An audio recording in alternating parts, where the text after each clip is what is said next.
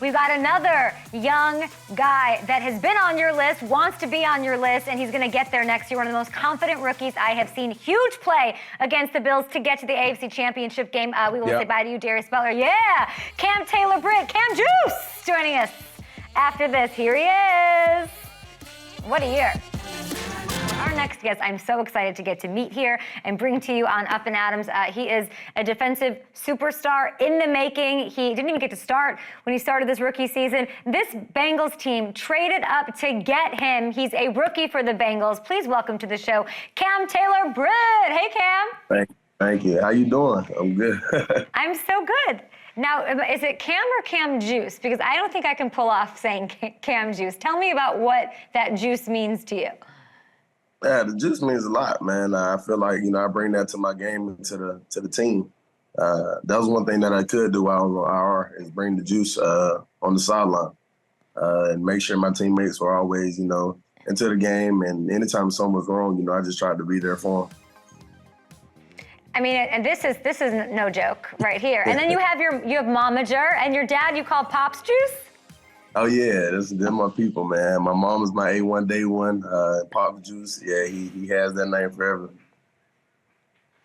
So let's talk about the IR situation. Yeah, there we go. And with the advice that they gave you, because there's all of these shots that we were seeing while you were on IR, and every Bengals fan is like, I want to see him. I want to see him out on the field, and it's a major setback. Let me tell you, all of the greats that I talk to, they say that those moments they make them great. They say, I'm going to turn this into my advantage. I'm going to sit back and learn. So when you look back now, after you're making these big plays on these big stages, what was that experience like, and how did you use your time to make yourself a better player? Honestly, I just used that time to make sure that, I had that playbook down pat. And when I did get the opportunity to get in the game, when I got off IR, that, it wouldn't be a downfall. I knew that I'd be in rotation or anything, but, when Cheeto got hurt, I was thrown in the fire. So I was glad that I was, on my P's and Q's and, just trying to be the best person that I could be, while on IR, so that was the biggest thing for me. Cam, what did you learn about yourself during that period? And I love that I read that you said that your parents were really supportive of you then. One thing I learned about myself, just being a great teammate, that's a big thing to me. That's one thing that I try to do, on the field and off the field. Anybody needs something, while we're off the field, I just try to be there as well because we're brothers at the end of the day. You should be able to call on me anytime. So you get off IR, you focus on the playbook, you get out on the field, y'all get into the playoffs. A lot of things were messy, not really for you, for the Bengals. We're not going to get into that. And then you go up to Buffalo. It's snowing. You're a Nebraska boy. You're used to the cold elements. Yeah. All-time moment for Bengals fans. It's living in their heads. They're going to tell their kids about it. Talk me through your first career interception against this Bills team. Let's take a look. Talk me through it. All right. Do we have it? Well, honestly, yeah. I believe we're in cover two, man. Just wanted to keep, safeties high and kind of run the rail on the outsides as a corner.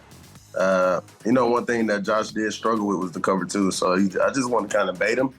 And I didn't think he was going to throw the ball. But, at the end of the day, he trusts his arm, more than he trusts the DB making the play. And, when I saw the ball, I was like kind of shocked that he threw it. I was like, oh, it's time to make a play. And I laid out for it. And when I caught the ball, it was just, surreal that, my parents were there. It was a crazy game, in a big way. So, I was glad that, that I was able to seal that. You're smiling as you catch the ball. You see all of your teeth. I've never seen that. Do you remember what you were thinking? Were you thinking, I can't believe he threw that? Yeah, and I was like, I really caught this ball in this game. Last year around that time, I was watching, the NFL football games, not knowing where I would be. And just I have the opportunity to, be on that field and be around the guys, it was a happy moment because I literally just said on the sideline, I was like, I got to end the game. Go ahead and end the game. We're playing around with it too much. Let's go and get off the field and, get this over with. Go back to Cincinnati with the dub. and he Yeah. threw the ball. It happened, and they were like, "You just said this." I was like, "Yeah, it's crazy." And you had, and I love that your parents were there. I didn't know that. You had this PBU in this game. I love Gabe Davis, but it was, I heard it. It was crazy. You play, honestly, like, Cam, you play a real physical game you don't see at your position. It reminds me a little bit of Marlon Humphrey. Nobody ever wants none from prime Marlon Humphrey. What happens to you out there? What is that switch that flips? Man, I've always been that physical guy, even while playing quarterback on the opposite side of the ball. Just kind of want to bring that to the game. A lot of corners, don't bring that to the game. When you mention the physical part of it, yeah, you bring up the covering part. You can bring up, a few guys most definitely. But just being on the outside and setting the edges and, wanting to tackle, I want to bring that to the run game, of course. Yeah, we love seeing it. It's something that nobody out there wants to see. Here's my question. You're on IR, so you have a minute, you're sitting back, you're learning the playbook, all of that. And now you're warming up in the snow in Buffalo for this game or in Kansas City ahead of the AFC Championship game. Do you feel so much more comfortable? Like, talk me through a rookie and what you felt like that first game, that first couple of games, that first start when you got some action to what you feel like now and how you're going to carry that over. How much more comfortable do you feel, Cam?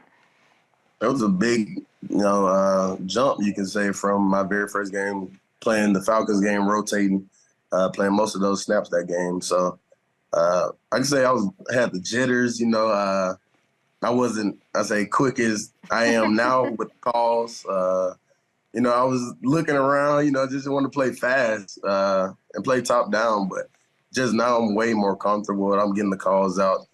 Sometimes before the safety does, if I see it, I'm able to call it out and, just, go out there and play free. I'm not thinking about everything, not a half second late because I thought this was called or this or that. So, just be able to move, a lot faster and get on my brakes faster because I know what's going on and know where my help is on this defense. I don't have to work as hard. Yeah, it's so funny to hear. I did not think that you were going to say that you had the jitters because everything that I know, or I think I know, or I read, all of your coaches, all of your teammates say you are the most confident rookie. Like, you just have confidence. And that's at your position. I can't even imagine. That's maybe one of the most important qualities you have to have. Where does that come from? Like I said, I played quarterback, man, and I kind of just carried my life, that way, having that high attitude like a quarterback has and carries itself, but, kind of throw the spice on it with the attitude part and the physical part as a DB. That's where it kind of comes from. I just feel like my preparation is a lot better than yours, and I put in the work just like you put in the work, and I feel like once we step on this field, you can't mess with me. So that's how it kind of goes with me. Well, they're lucky to have you. And, you're confident and you've got that spice or juice or whatever you want to call it. But you also have a heart, Cam, so you can't even hide that from me. This moment that you had in Kansas City where you pulled, by the way, I would be so scared. You straight pulled him out of the stands where the parents like, excuse me. Nah, so I actually knew him from Nebraska. So I've known him, Chase, since he was like 2 years old. I watched him grow up through, his lifetime at Nebraska. So while I was number 5, he had the Taylor-Britt, 5 jersey at Nebraska, and this was his first NFL game. So it was a good moment for both of us, man, just to see him grow up and, still continue to support me throughout this time. I loved seeing it. It was such a cute moment. And then after, there's this hard loss that happens, a hard loss that I think this team's going to get better from. I support the Bengals. It was such a good season, so much to build off of. Almost everybody will be able to come back. I'll just ask you, how are you feeling? Like, I know it's still very fresh, but like, what are the feelings that you're having? I feel good, man, especially, just ending this season off, that with the way that we did. Of course we didn't get the win, but, just having the opportunity to be in this locker room with these specific guys, it never would be the same. A lot of guys said this in their interviews, man. It's you've never been a part of a locker room like that, just that tight knit, and even outside of football, is you have guys texting you trying to see what you're doing just to hang out, man. Like, it's a different feeling, being around these guys, and I wouldn't trade it for the world. I love hearing that. DJ Reader popped on last week, and he spent a lot of his career with the Texans. They didn't have much success, and he said the difference really is that locker room. Everybody's saying, want to play chess, want to hang out, want to do this, checking in with each other. What was the message, or what I know it was probably a bad vibe in that locker room after the game, but what was the message from the veterans, from coaches as you guys left? Honestly, that we will be back. We know what we need to do to get back. We won, 10 or 11 games in a row. That's a huge mark for the Bengals. And, as this team, it shows, something about us. So, one thing that we will have to do when we come back in is get straight to work. We plan to have these long seasons, every year, and plan to make it, past where we just were. So we have to, prepare for that and, stay on top of it. You were drafted by the Bengals in the second round. They moved up to get you. It was weirdly something with the Bills, too, so that's sort of weird because you guys got the win over them. You're saying everybody's friends in there. You got to go up against Chase and Higgins every day. Are y'all friends? You guys get along? Yeah. How much better do they make you? Made me a lot better, man. Yes, we are friends. We try to hang out here and there, outside of the stadium. But, just while we're in that building, we're working, it's always – competition at the end of the day, and we want to make each other better. Those guys give me tips all the time, what I can do better, in my press man or, getting out the break, what was I doing here in order for him to, be open. They always, just keep me on my P's and Q's because those guys are some of the top guys in the league.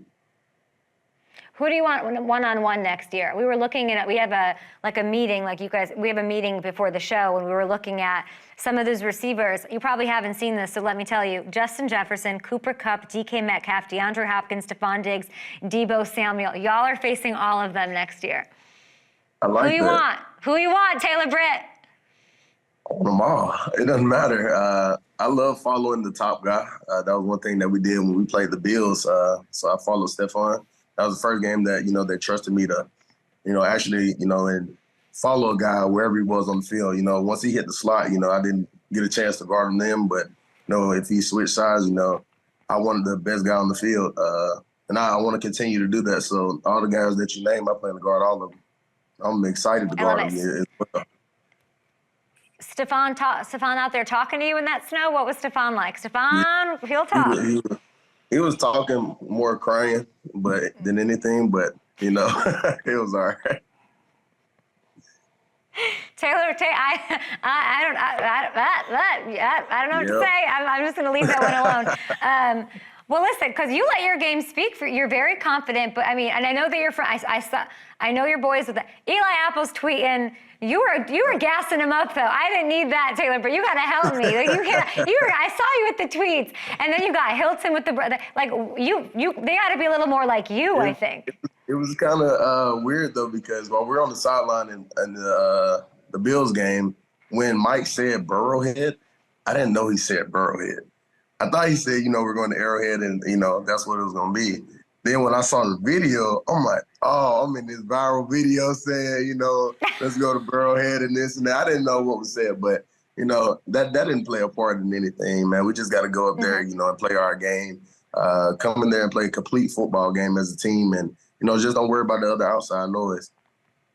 Yeah. Eli Apple, we gotta change his password somehow on that thing. Yeah. You with me? Help me help you, sort of thing. He's misunderstood though. I can tell everybody likes him on the team.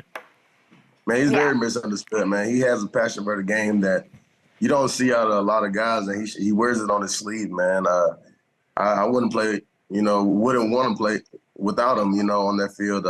He kind of, I bring a different energy, and he has his other energy, and kind of, just works for the team, man. And when he says, you're doing good, man, it kind of pushes him to be great.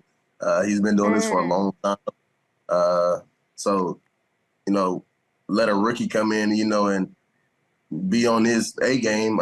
He doesn't have a choice but to be on his. So, I feel like I kind of pushed him to, become better throughout the season. He's always been great to me as far as giving me tips. Outside of football, we were just playing the game last night. We were talking about football, so he'll always be my guy.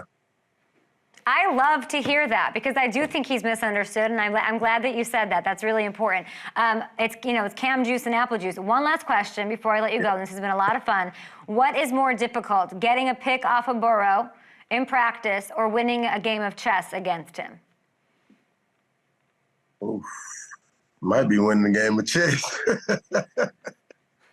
It might be winning the game of chess. I know I could probably get him by bailing or something, and maybe just running through the whole route because he throws a tight ball, man. Just seeing the ball that he makes in practice are crazy, and then he goes into the game where we're sitting on the sideline. We're like, yep, we've seen that one in practice. So it's just crazy, man, just the way he spins the ball, man. But yes, I don't know about that. We might get me. Yeah, I hear he's really good. I'd like to play him. Okay, listen, you are an absolute stud. Do not listen. When all these things start happening to you, Cam Taylor-Britt, because I already know, when all the Pro Bowl and then it's going to be all pro Cam Taylor-Britt, and then just don't forget about little old me, okay? That's all I need. When you're locking up Debo and Cooper Kupp. Yeah, that won't happen, I promise. I got you. Okay, we appreciate you. Keep getting better. Incredible story. Could not be happier for you. And you have the absolute right attitude. Confidence, and let's go get this thing next year. Yes, ma'am. I really appreciate you having me on here. No problem. Anytime. Cam Taylor-Britt, everybody. Cam Juice, future All-Pro, future Pro Bowler for the future Super Bowl winning Bengals, baby. We'll be back after this on Up and Adams.